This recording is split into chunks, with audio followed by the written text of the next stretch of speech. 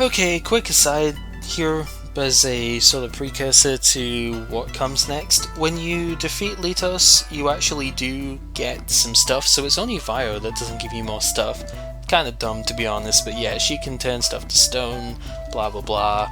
We can potentially get some extra recipes, which may or may not help in the final fight. Probably won't, but you know. These are kind of cool. Actually, one or two of these might help. But you can see stuff like the Hades armor that I showed before. The golden cassock is the precursor to the sacred clothes that we showed before. And we also get these, which we don't have the materials to make, but those are pretty powerful accessories as well. And well, let's just quickly go ahead and show what these things all are. So, a lot of these items are going to be things which upgrade from mini boss drops in the final stage. So, like I said, I'm not even going to try and pronounce it here, but this Soleus sword is it takes Orichalcum, so I'm not going to make it, even if I did have the iron for it, but it's a really strong sword that you need to forge from an equally strong sword that you can't equip, so that's kind of funny, but yeah, that's a drop from the Moonsnake. The Gungnir, actually, is a weapon that you can make as well, which is a really strong thing, which would have been exceptionally good for the previous fight. Nuts to you, game, but yeah, this also takes obsidian, so very difficult to make in the main game, but everybody except Sakura and Patchouli could actually use it, and it's really strong. Like, 166 attack is ridiculous for, you know, a stab weapon. 140 accuracy is really good too, because lances are pretty good for accuracy. Like the growth tree gives 35 points in accuracy. It's really quite a lot. So yeah, having an accurate lance like this is great, and the pierce attack thing is quite good too. Like, it sometimes just goes straight through enemies when you do regular attacks, and that's quite nice. And then the other thing, we didn't actually get any from there, so the other stuff was all like armor and whatnot.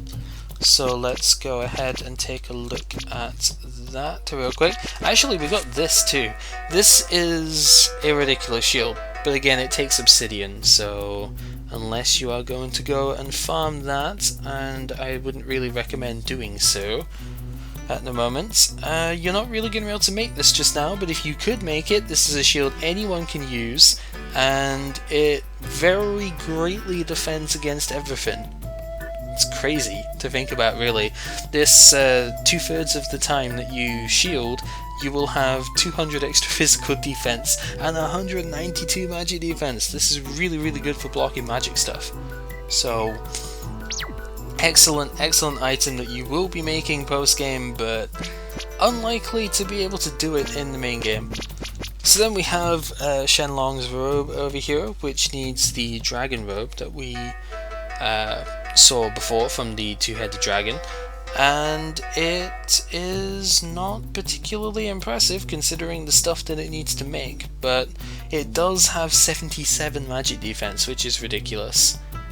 That by itself could warrant making it, but the characters that can equip lightweight gear, or can only equip lightweight gear I should say, usually have magic defense anyway, so I don't know, but it does give you crazy stats that way, so that could be good. A little bit of evasion could be nice too, actually, but I'm not going to be making that anytime soon, even if I did get the robe, which is hard enough to get in the first place, so you know.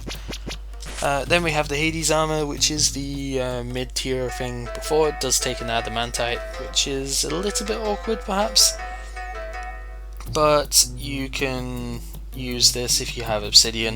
188 defense is really nice, and of course it has physical resistances, which is good, but you're probably not going to have obsidian in the main game, so you know, it's a bit of an unfortunate circumstance. Most of this stuff just isn't going to be usable for the main game because it all needs stuff that you can't have. Like, look at this! It takes 3 Devil's Hearts to get. how are you going to get that in the main game? But it has some resistances to all the elements, and it does give you HP and MP regen. In fact, I'm pretty sure it gives HP regen, it might not actually, but it gives you like 2 MP per turn, and I think 100 HP. So, excellent, excellent armor, just it takes too much to make. Like, god, there's no way you're going to make that in the main game. So then there was accessories that we got as well. Where did they go? They are here. So these are actually things that you could consider making in the main game, because one takes orichalcum, the other takes adamantite. I actually do have the stuff.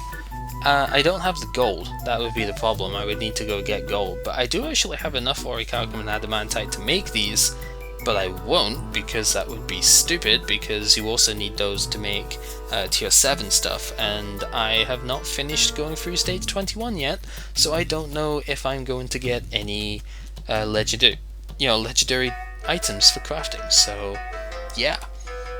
Regardless, these things are your catch-all resist stuff. So yeah, the Yata no Kagami gives elemental resistances, and it makes you very weak to physical, whereas the Yasakani thing over here, or Magatama I guess is what I should probably be calling it, it gives you physical resistances but makes you weak to all the elements. If you're going to make either of them, I would probably make this one, because you can mitigate the weakness to element stuff with other accessories. And the way you would do that, you would have the Markai ring, you would have the high ribbon, which we haven't picked up yet because it's off of the Cyber Dragons, but the high ribbon gives you 50% resistance to all elements except Mystic, or magic elements except Mystic. And that would mitigate the weakness stuff here, and you would basically be left with a character that has 25% resistance to Mystic and a basically almost immunity to physical attacks, which is pretty good. There's no such equivalent for physical attacks themselves though, which makes the Yata no Kagami by itself pretty underwhelming, unless you know that you are only going to come across one type of physical attack, and then you could equip the accessory that mitigates your physical weakness in that sense. Like, you could mitigate it with a strike resistance if you were facing like Annis by herself or something. Obviously you can't get this accessory before you fight Annis, but you know what I mean, like, it's an example. It's if you know what you're fighting, you could probably get away with using this by itself and then have immunity to the element stuff. I don't know why you would want to do that though. If you put these two accessories together, they combine and give you a 75% resistance to everything.